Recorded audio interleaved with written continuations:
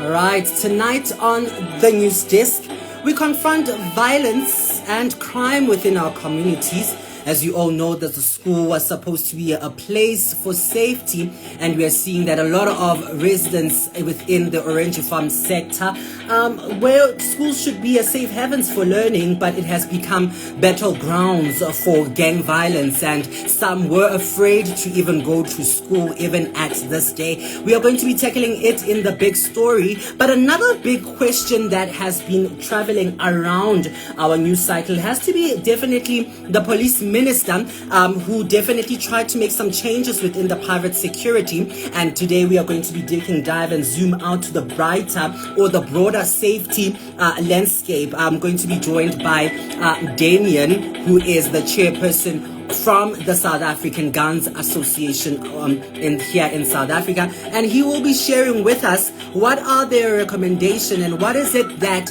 we can definitely look into in making sure that we safeguard our communities, because this is not only just a problem for our communities, but it is also about our safety as individuals within those communities. I mean, look at what happened in Orange Farm this week, where we saw kids where they're supposed to be in a place of safe haven, but they find themselves having to run away from gang violence, and some of them were even afraid to go to school even today. But what does this mean?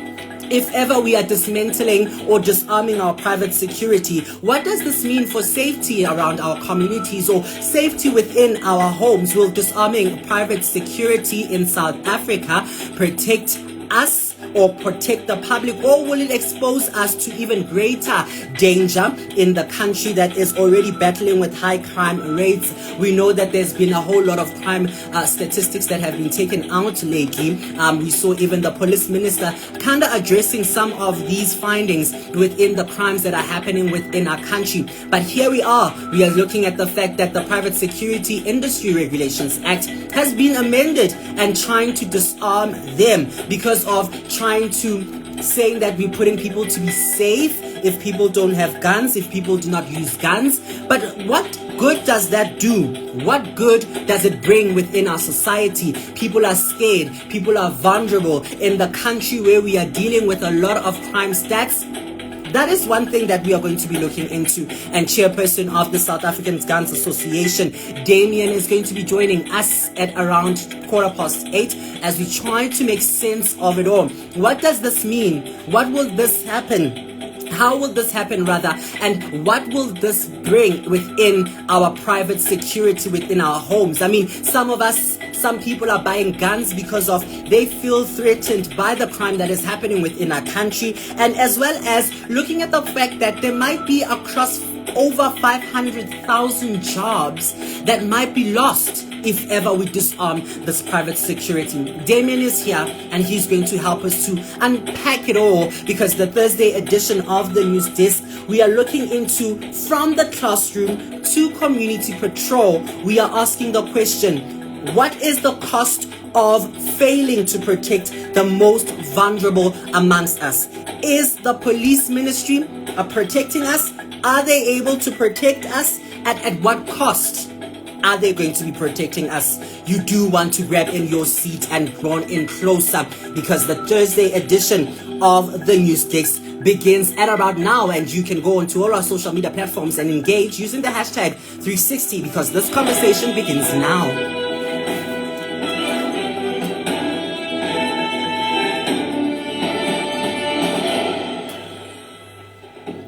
A very good evening indeed. It's always a great pleasure to be in your company. I am Kagiso Sithole. Let's begin here this evening. We begin in Orange Farm, where we are seeing that a whole lot of young people were afraid and scared to go to school. Reason being is because of there has been a whole lot of gang violence and gangsterism that has been taking place in Orange Farm, that has been unfolding even now. The gang culture is not only terrorizing the streets anymore, but now they are going even into schools. A grade 11 learner was stabbed at a primary school. That's what we are seeing at the high school rather. And that is what we are seeing, the developments there. And some community members were there to try to trickle down what is actually happening when it comes to gang violence, especially in Orange Farm, as we have been seeing the fact that a lot of kids have been involved in these gangs. I mean, this week, 2 schools in Orange Farm were forced to shut down, to close their doors after a violence that have been occurred there. Gang-related violence incidents erupted in the school grounds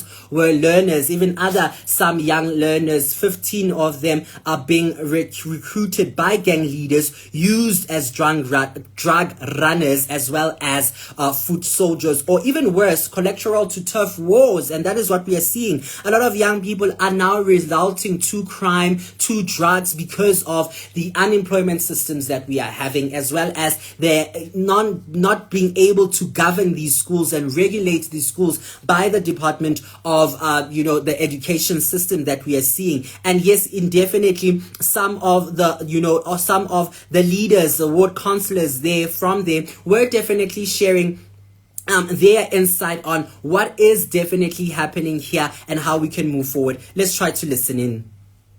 But in terms of the resources and the number of the police that we are having versus the number of the gangsterism, I think that's one of the problems. That is why it is very much important to have a collaboration between the police as well as the JMPD, because during the course of the day, the police themselves, they are unable to do these things, because if you go to the police station, you will find that in terms of the events that are there, they are limited.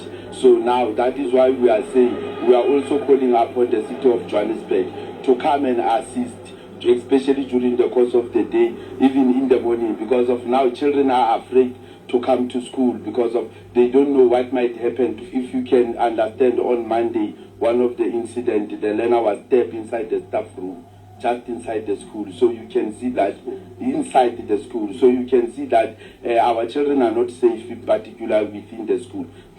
Yeah, definitely a place where children were supposed to be having a safe haven, but they are unprotected. And that is what we are hearing from the ward councillor there in Orange Farm, just reiterating the fact that there needs to be collaboration from SAPS and also the JMPD. But the big question has to say that how did we get here, right? How did we get to a point where kids are vulnerable even at school, that they cannot be even saved, right? These gang violences reportedly jumping the school, the school walls and gates to get in there and try to recruit some of the learners there to come being drug moles and foot soldiers, as well as worse collaterals in turf wars that we are seeing even there. In just some of the words that the councillor has just said, he spoke about a learner who was stabbed at the staff room. As you can see in those visuals there, it's some of the people, the teachers there and the staff who were there after the stabbing that was happening there, and we are seeing that there's blood stains on the floor there, showing that there was stabbings that were happening there. And it's not only just one school,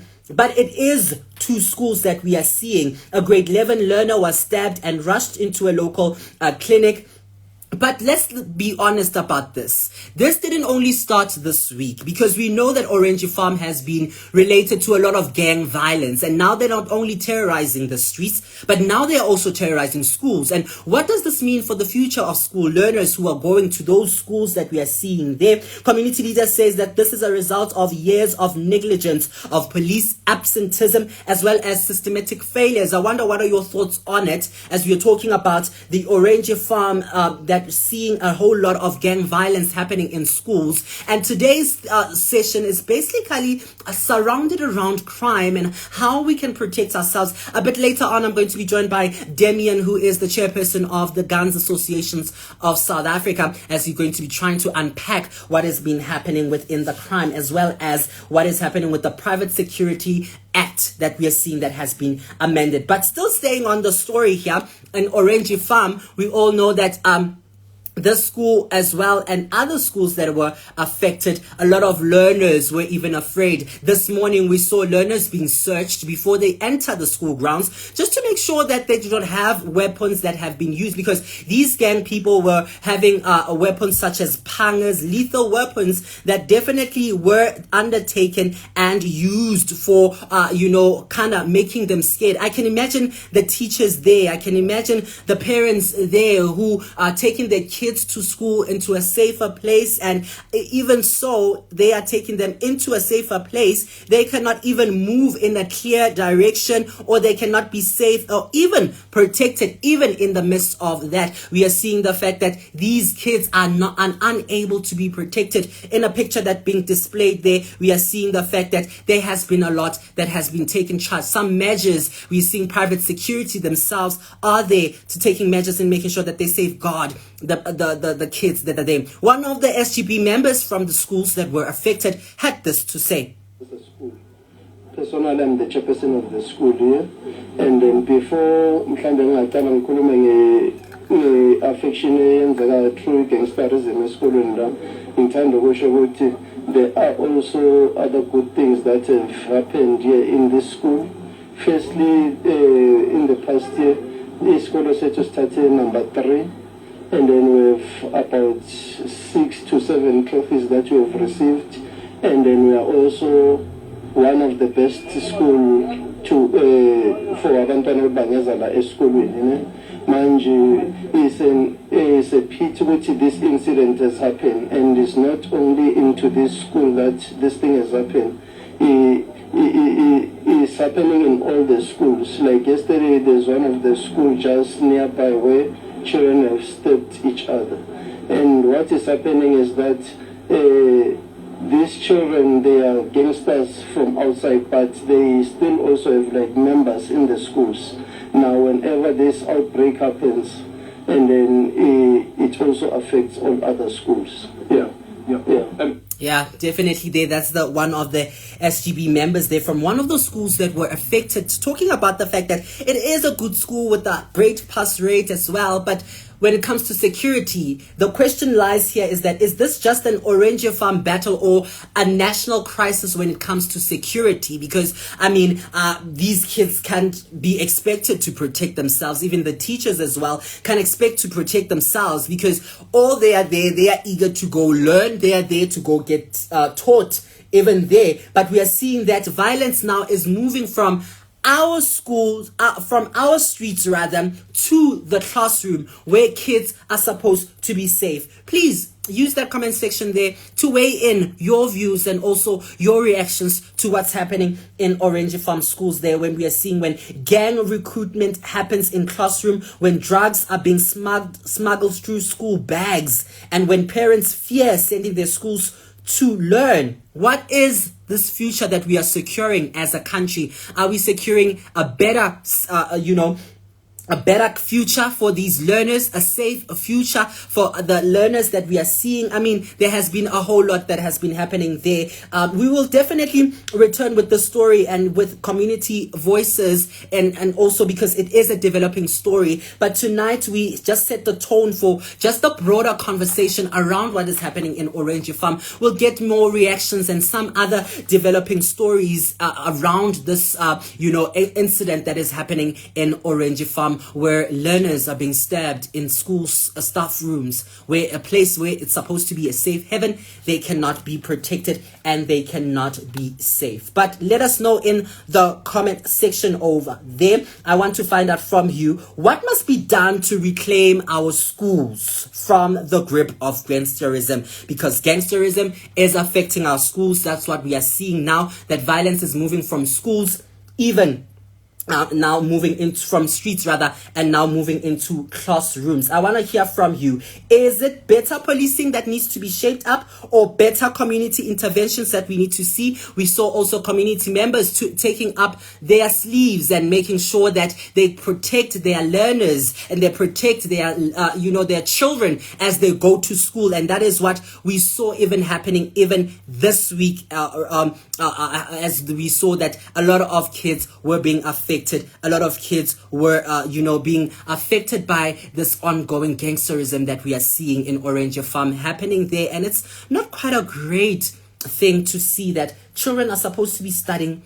Children are supposed to be preparing and securing for their future, but they cannot be able to do that because now gangsterism is another thing that we are seeing happening, is another thing that we are seeing challenging a whole lot of our learners, a whole lot of, you know, the kids that are supposed to be taking control of this and taking charge of what needs to be done. All right, you are up to date with today's big story, definitely being Orange Farm making the news again of learners who are being stabbed. 2 learners that it is have already been stabbed at the school staff rooms, and police are taking interventions, as well as the community are taking intervention in making sure that the learners are safe and they are secured.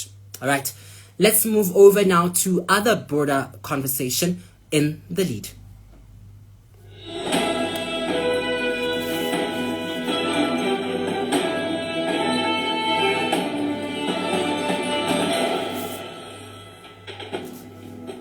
Indeed, now it's time for us to shift focus into the lead. And tonight in the lead, we are bringing a conversation, as we are still sticking around security. Is our security space safe? Are we safe as a country? And we are definitely looking at the fact that the Private Security Act has been amended by the police minister. But is it favoring only police, or is it also favoring also private security, even in the high crime that we are seeing in our country? Definitely is one of the conversation, and a bigger, broader conversation that we are seeing, and definitely we will be engaging on it today as we are developing on the conversation around something that hits home: security, safety, the state of power. The proposed amendment to Private Security Industry Regulation Act could reshape the sector entirely, but at what cost? A lot of people are asking themselves, saying that at what cost will this be put? At what cost will we see this happening at this rate? Because we are seeing that there's a whole lot of crime that we are seeing. Our kids are not safe in schools. We ourselves are not safe in any other schools. And it shows that around 500,000 jobs might be lost even in this incident that we are seeing here. Police Minister Senzo Mqunu has quietly tabled changes that could heavily restrict the use of firearms and even non-lethal weapons like tasers, private security, and the relationable target rogue operations. But industry experts says that the move could paralyze an industry employing over 580,000 South Africans there, and that is what we are seeing even here. And we are going to be joined by the chairperson of the South African Guns Association. Damian is going to be joining us as we try to make sense of it all and try to get a sense of where are we standing, how are we moving even with this. And definitely it is a national crisis that we are seeing, that they are going to be not allowed to be able to use tasers. They won't be allowed to be able to use other weapons that they are supposed to use in making sure that they are safeguarding, they are safeguard, or we are protected, or we are safeguarded. In this report, I just explained briefly what the police minister had amended and proposed into this police and private security regulations act that has been sent. Let's listen in. What happens when people paid to protect us are left defenseless? Over 500,000 jobs in South Africa's private security industry could disappear, and your safety might be on the line. Police Minister Senzo Mqunu has quietly proposed new changes to the Private Security Industry Regulations Act without consulting the sector. These amendments could disarm security guards, limiting their access to tasers, firearms, and other essential tools. Meanwhile, experts warn about this move, that this could cripple the industry that employs more people than the South African police services, with over 580,000 guards protecting our streets, walls, schools, and homes. Critics, including the DA and security analysts, says that this opens the door for crime to surge while rogue operations continue unchecked. If the goal is to clean up the industry, says the South African Gun Owners Association, why punish the compliant ones trying to do the right thing? Is this really reform or a risk to our national security? Should private security be disarmed? Drop your thoughts in the comments and let's talk. What happens when people... Definitely a lot of jobs are going to be lost at this. I mean, private security does not only affect, I mean, the high profile people or our ministers or what, but even ourselves, as much as we're trying to protect ourselves in a home, if ever there is someone that is owning a gun, that means that some of these things might be, regulations might change as well.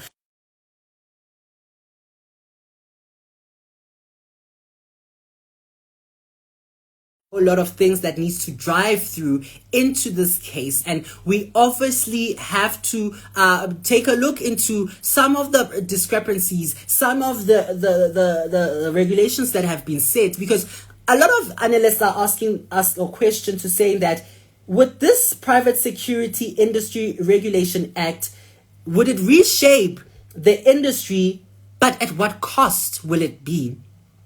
At what cost will it shape the nation? At what cost will it try to make sure that we are being protected? I'm trying to get a hold of Damian, who is the chairperson of the Guns Association of South Africa, to try to make sense of this with us, because they've had a whole lot of raging questions around this, to say that there's a whole lot of ways we could work around this. There's a whole lot of ways we can definitely try to bring private security and shape it off, because I mean, there's a whole lot of people who are employed. Prasa itself has a security, rather. Even CIRA itself has employed a whole lot of people, and I can imagine these 580,000 jobs that are going to be lost. It's going to be quite an interesting thing that we're seeing happening here, and definitely we'll be bringing that conversation to you. And definitely, I see Damian is here,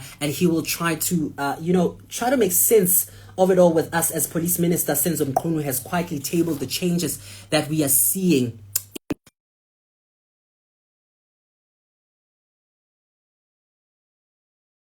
restricting the use of firearms and non-lethal weapons like tasers, as well as other weapons that the private security is using. But is this a rational thing that we are seeing? Industry expert says that this move could paralyze the industry, as it employs over 180 South Africans there. And joining us now is Damian, who is the chairperson of the South African Guns Owners Association, and to help us make sense of this regulation act that has been amended. Damian, good evening and welcome to the News Desk. Thank you very much for the invitation, and I appreciate talking to you about this very serious topic. Yeah, definitely. It is a very serious topic that we are in. But let's start here. What are your initial thoughts on this? When you heard the news, when you heard that this was being proposed and being amended, what was your initial reaction around public safety as well? Or is it also about political control? Well, I think, first of all, when we saw the regulations come out, we were deeply concerned, obviously, about the effect it would have on the entire industry and our public safety. You must remember, we as South Africans have been relying on private security now for many years. You can probably go back at least 10, maybe 15 years, where we've almost solely relied on our private security companies to react to situations. The police reaction time is very, very slow, and often they get much later. So, whenever you live in any of your neighborhoods, the people you're going to call more likely will be your private security company, your armed response security company. So if we just sort of have a look at what this regulation tries to do, you mentioned control, and certainly CIRA is obviously trying to take control of the security companies with respect to firearms. So if I could just deal quickly with CIRA's main mandate or objectives is obviously to regulate the industry, the private security industry. And they're primarily regulated to ensure that, for instance, security officers employed by private security are paid a minimum wage, a wage according to their experience, according to what grade they are, as well as that everything with regards to human resources has been done correctly, as well as obviously other administrative matters. Firearms have always been within the control ambit of the South African Police Force. The Firearms Control Act and its regulation specifically has a Section 20, which is for business firearm licenses, which includes Section 22A, which is security companies, And then as well as regulations, and there's extensive regulations in the Act. Regulation 21(2) onwards deals with security companies.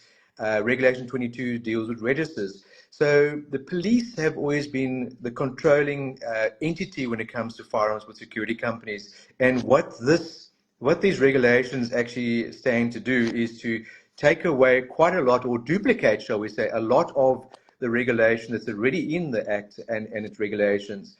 And if I can just deal, perhaps, if you want me to, with the actual impact that these regulations can have. So just going for top down, just to summarize it, in essence, they're restricting the type of firearms and the use of firearms in public spaces, so that a security company, on the face of it, so I know Sierra will say, and Mr. Chowki will say, well, the company can apply for authorization, it can do risk assessment, etc. But automatically, on the face of it, if this becomes law in 6 months' time, automatically, straight away, your private security companies will not be allowed to carry firearms or use firearms in public spaces. And they list a whole lot: taxi ranks, cemeteries, stadiums, shopping malls, churches, restaurants, parks, hospitals, etc., even schools and that. So you can imagine, we rely on security at hospitals, for instance. We rely on security at shopping malls. And automatically, on the face of it, this will be taken away from the security companies.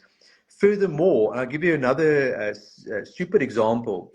If a security company validly uses its firearm to defend your life, and it's a legitimate self-defense situation, you call the security company, you've been attacked, and they get there and defend your life, and they shoot your intruder at your home, or they shoot at your intruder, and a case is opened up, because the police open up a docket, investigate the matter to make sure it's a legitimate case of self-defense. In those circumstances, in terms of these regulations, the security company will not be able to issue any more firearms to any of its security officers.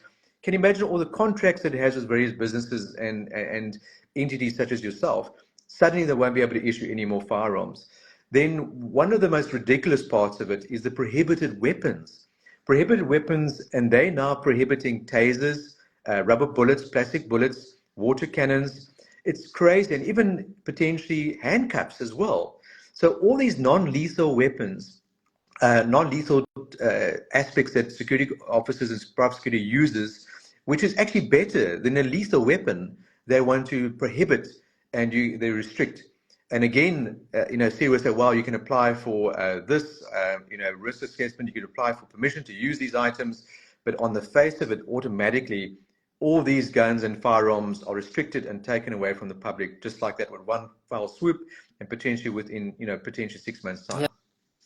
This is a very, shocking amendment to saying that how are we supposed to protect the country, as much as we are seeing that it's a country that is battling with a whole lot of crime rates that we are seeing. I mean, just this week we saw in Orange Farm that there were schools who were, attacked by gangsterism, and a learner was stabbed inside a school staff room. And I wonder, where does this put us in terms of, if we disarmed the private security, will this cause any good for our country?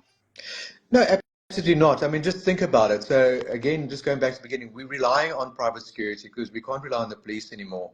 It's just unfortunately a fact of life. And if we don't have private security, can you imagine the knock-on effect, the economic knock-on effect? I mean, we were talking yesterday and last night about security companies, and insurance. So just think about it. When you have household insurance, or even a tracking device in your vehicle, you're relying on the security company. And if the insurance companies now realize, but now you don't have armed response anymore, we're not able to track down your vehicle anymore, because unfortunately, obviously, hijackers are armed. We know they're armed with firearms. So the tracking companies who track down your vehicle after being stolen go in there with have to be armed. I mean, how can you stop guys if they're armed fully to the teeth with nothing? So that's going to have a knock-on effect on your tracking and your motor vehicle insurance, your household insurance, and the economic knock-on is huge. Shopping centers, the major risk. People are going to have to stay more indoors now. But then again, you're not going to have your private security protecting you even indoors. potentially. And the whole industry will constrict as a result, although they say, well, you can apply for this authorization and risk assessment, all that type of stuff. The administrative cost of that and the duplication of administration is just going to be overburden security companies. One of the aspects we're also talking about, which sounds like fantastic, is tracking devices for firearms. And again, the people who have thought about this tracking device for firearms haven't thought the practicalities of the cost of putting tracking device on firearms. There are systems in place in terms of the Firearms Control Act and regulations to track firearms and to control firearms. And something that we've been told by Mr. Chalke, who is the CEO of SERA, is the reason for this is they're concerned about people shooting firearms at cemeteries, and they want to stop that. There's already law. Section 120 of the Firearms Control Act says you may not discharge a firearm in the built-up area. You may not point a firearm, at anyone. So why aren't we enforcing current legislation? Again, it's coming down to effective policing. If someone breaks the law, let's prosecute them. Creating more regulations is not going to stop the criminal element. If they're concerned about the criminal element within the industry, charge people, prosecute people, take them to court, put them in jail. Again, soft targets will be only the law-abiding citizens again. The law-abiding security companies will jump through all these hoops, and you will suffer. The South African citizen out there, the law-abiding citizen out there is going to suffer because of his regulations. Yeah, definitely. It seems like the failure to implement these regulations is putting a burden on South Africans, because they are the ones that are now suffering at this. I mean, the South African Police Service employs over 200 members, and who protects the community if we are disarming this private security? And I love the fact that you also touch on the fact that this will cause a whole lot of economic challenges, because look at the household insurance that's going to be increasing now because people are not being armed. But if, the South African Guns Association was put in the policing seat, what would be the recommendations, or what would be some of the enforcement that you guys would put in place to make sure that South Africa is a safe country? Okay, so the problem is resourcing. All our police force is under-resourced. Even my own police station down the road often doesn't have an operational vehicle or is short of vehicles. So we have a major resourcing. Money has not been flowing to the police for a number of things. Obviously, the resources, equipment, training, and employing the best of the best. The police force receives so many applicants, they can actually employ the best of the best. But again, those applicants become, let's put it this way, they can become jaded because they're not supported correctly, they're not supplied correctly, they're not resourced correctly. If you look at our special units, we do have special units within the South African Police Force that deal with firearms. And one of them is called FLASH, Firearms, Liquor and Second-Hand Goods Provincial Office. And they are the specialists when it comes to firearms. They are under-resourced. They do not have enough police officers. They do not have enough detectives there. So when you have a special unit that is under-resourced, how can they tackle major crime? We have a problem, of course, with organized crime. Organized crime has infiltrated every single part of society, including the police, including special units. We don't have great crime intelligence anymore. In fact, we probably have very little crime intelligence these days. So we have to resource crime intelligence, and unfortunately that takes time. Getting those resources and out there and getting into the criminal gangs and the organized crime takes time, and it takes resources and money, and also training of obviously those detectives and those people in those units. One of the biggest problems we have is obviously illegal firearms. The guys that rob your cash and transit, the guys that are hijacking, use fully automatic AK-47s, fully automatic weapons, which you can only get either from the police themselves, as in the R5s, or not so much R1s anymore, but R5s, from police or army, SADF. AK-47s fully automatic are coming across the border somehow. We as civilians and the security companies are not allowed to own fully automatic weapons. Somehow the CEO of SERA believes that we're allowed to have fully automatic weapons. We're not allowed to have fully automatic weapons. So the criminals are allowed to have fully automatic weapons. And the problem again, You can create as many laws as you want. The criminals are never going to abide by the laws. They're never going to follow the law. That's the nature of being a criminal, is they're not, again, straight away, they're not abiding. So if suddenly you create all these gun-free zones and not allowed to have any armed security officers within the public spaces, guess what? It's going to be a free-for-all. The crime rate is going to shift dramatically up, and you are going to be extreme in danger. We think we are in danger at the moment with the high crime rate. It's going to be worse. So I think coming back to your question, we have to resource the police. We have not been resourcing, government has not been resourcing the police for years now. They will resource VIP protection for themselves, and they'll spend billions on VIP protection, but they will not take those billions and spend it where it should be, in training our police force, rooting out corruption within the police force, and getting these special units up to speed with the Firearms Control Act and its regulations, and understanding. I was actually on Metro FM a couple of days ago, and one of the listeners phoned in and said he was pulled over by some rogue elements security company, and guns were pointed, etc. He went to the police to try and lay criminal charges, and the police don't even understand or don't even know how to do their job properly to prosecute and understand that there are offences created in terms of Firearms Control Act that can prosecute people for this type of thing. And that's what we need to do.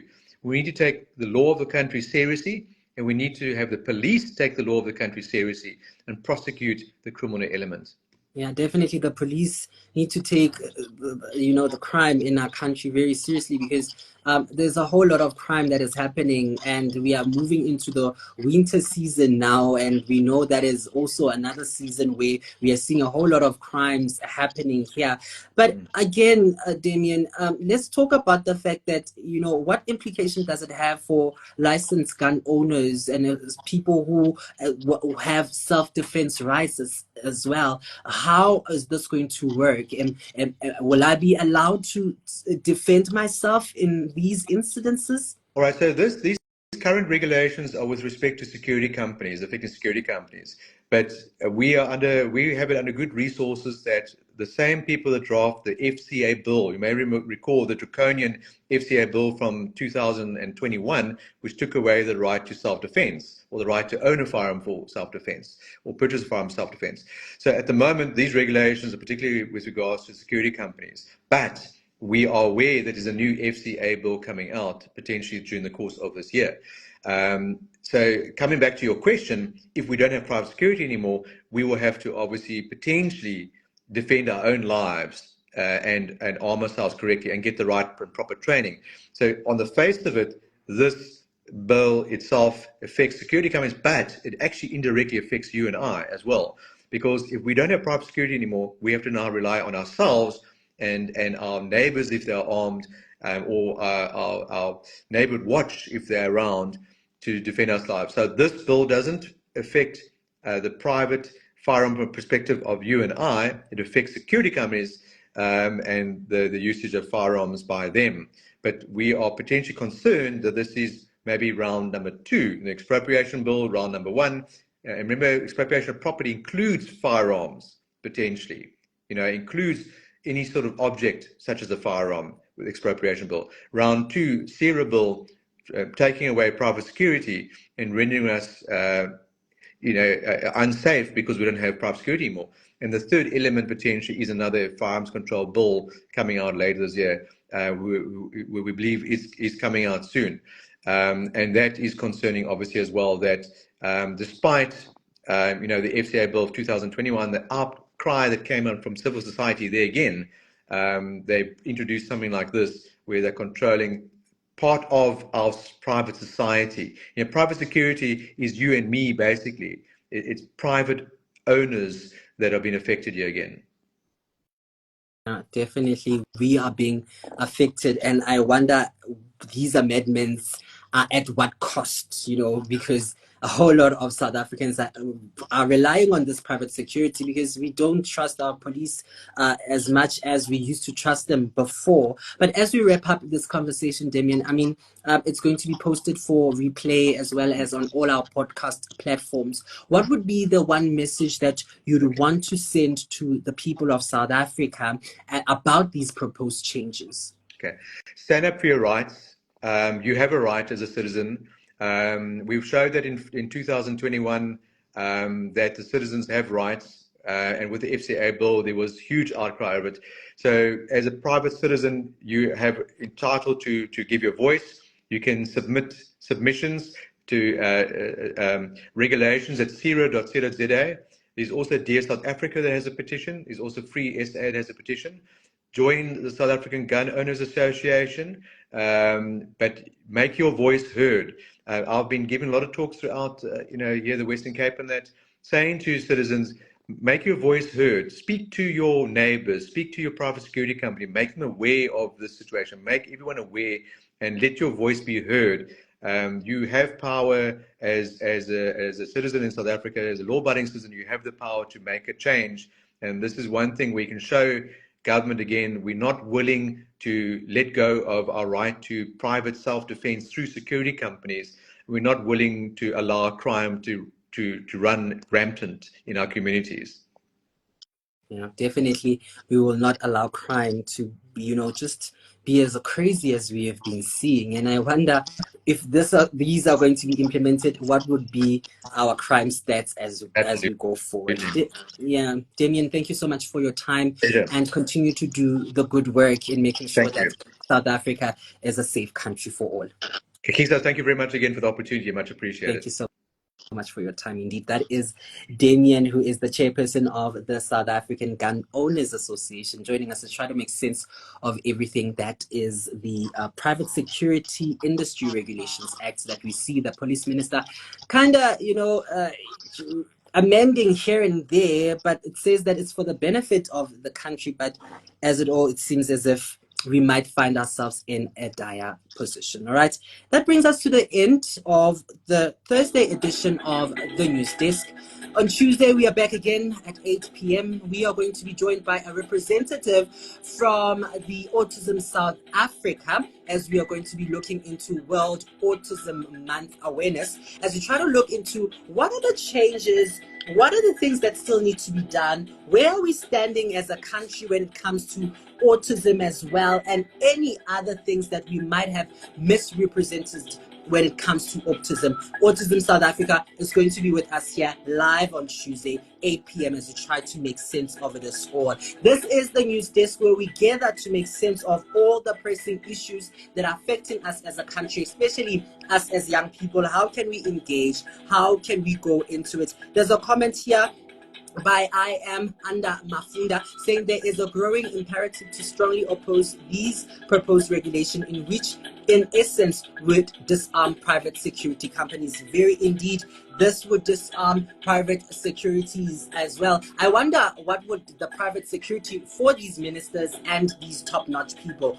will they also be following under this regulations if ever it gets implemented? If you missed on today's conversation, don't worry, it will be posted here for replay, as well as it will be on all our Spotify and also Apple Podcasts for you to just get yourself a sense of this replay. Right, that is the Thursday edition of the News Desk. Let's meet again on Tuesday. Have yourself a blessed weekend ahead. Until we meet again, look after yourself.